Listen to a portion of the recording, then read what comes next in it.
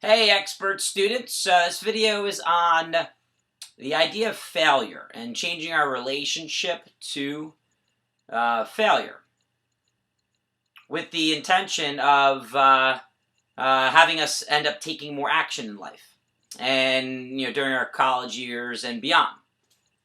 So let's start with the impact, the idea of fearing failure. So, when I hear that and I think of fearing failure, I think in the past of me holding back from doing things, either taking certain classes when I was a student, or trying out, for a certain sports team or organization, or fearing, asking somebody on a date, because what if they say no?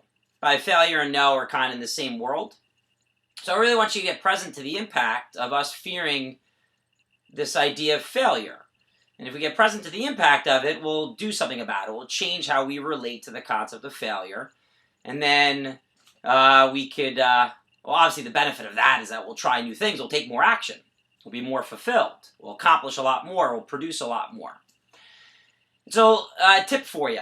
Start to train yourself to pay attention to the difference between a definition of a word and the meaning we apply to that actual word itself. So what I want you to do is pause this video and look up the word failure. I'll review what my definition of it is, but I want you to get used to the idea of looking up words and taking a look at what they mean on paper, because what happens is we add a lot of meaning to them ourselves, to the word.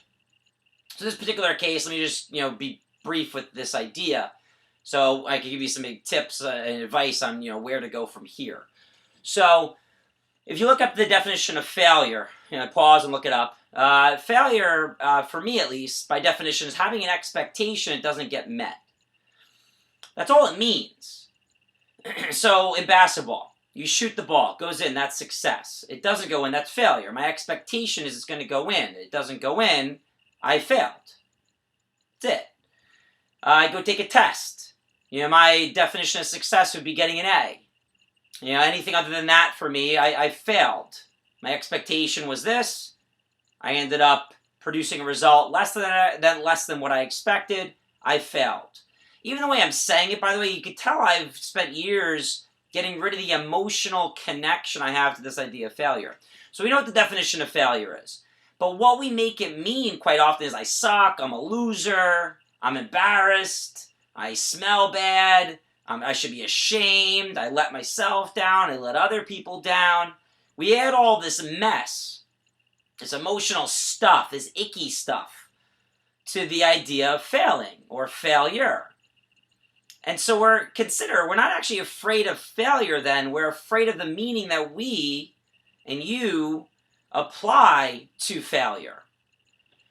And again, the impact is we don't take chances. We don't try things. We don't ask people on a date. We don't take a class. We don't try out for a certain club or a sports team or whatever. We don't tell people, hey, we're going to do this, or we fear public speaking, stuff like that, right? Because we think we're going to make a fool of ourselves, and so it holds us back, quite often.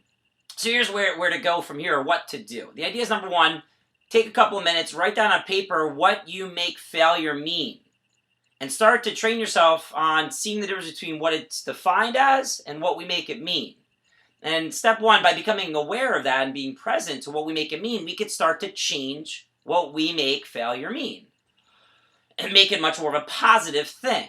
See, there's tons of books, huge industry out there, like John Maxwell wrote a book called Failing Forward, where he basically wrote a book teaching people how to change how we relate to the idea of failure, the definition or the meaning, rather, that we apply to it. Inventors, I love how they relate to the idea of failure. They view it as a very positive thing. They know they have to fail enough times on their prototype in order to invent something. So they have a very positive spin on it. A lot of athletes, you've seen quotes where they say they failed enough times to be able to know what works. You think of Abraham Lincoln, you think of Michael Jordan and those famous stories of people failing enough times. Obviously, they relate differently to failure than the average person does. So you want to go ahead and shift that. Because that's why we tense up on a test. It's not like, we're not afraid of the grade, a piece of paper with a grade written on it. Again, we're afraid of the meaning we apply to that. And we get all over anxious and nervous during test day, or we don't ask somebody out. You get the idea. So let's start to really make failure mean growth, knowledge, understanding of how we operate. So if I fail on a test, I go, yeah. Now, I'm not going to, from now on, be like, okay, sweet, let me self-sabotage so I fail so I can go, yeah. But I'm going to go, yeah, because it's all right. Let me take a look at what was missing leading into that test that had me fail. And then that way you can make some healthy changes. You can make some, alterations in how we approach things overall. And now we try new things in life. I mean, the person who acts the most and takes the most action, obviously, is going to have the most fulfilling college career. And again, the only way we're going to take action is if we let go of this traditional, ugly, disgusting, gross view of failure, and we let go of that, we transform that into something more positive, and then where we will embrace action, embrace change, embrace, involvement in different things overall. So, again, know the difference between definition of something, the meaning we apply to it. Take a look at the impact that has, obviously. Let's transform and change the meaning we apply, and let's not confuse the two. Let's know it's defined as one thing, meaning we apply, total other thing. And let's alter that. Let's change, again, how we, what we make failure mean, and then take on new things. So, my challenge for you, pay attention to things you've been avoiding doing in your college career, your college semester, your college day-to-day activities, because you're afraid of failing in them. Change how you make that failure mean within that area, whatever it is that you've been avoiding, and then take that on. So again, take on a course. Go in powerfully to a test. Ask somebody out on a date. Go on the dance floor if you've been avoiding doing that. Because God forbid it's going to mean something, weird and awkward and all that stuff. So, go look for opportunities to fail. I know it seems kind of funny and weird, but it'll cause you to take action, and just know that anytime you learn or anytime you create or produce, it was just a series of basic failed attempts that allowed for you to make adjustments. So I'll leave you with this one last analogy so you can really get this concept or get the value added by changing how we relate to failure. You take a marksman who shoots at a target. The first shot that they take, they don't care whether it misses or not. They now know they can just adjust the scope and they can shoot again.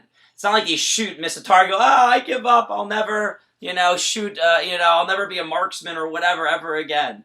Or tuning a guitar. First time somebody plays guitar, I don't know if the music, but it's like, it sounds pretty funny. They're not going to be like, that's it, my career as a guitarist is over. They're like, all right, got it. Now I know how to adjust the strings, and I apologize if you're in music and I'm butchering the exact analogy, but you get the idea. Look for opportunities to fail, grow, take action, have fun, and let's stop making failure mean anything other than I had an expectation it didn't get met.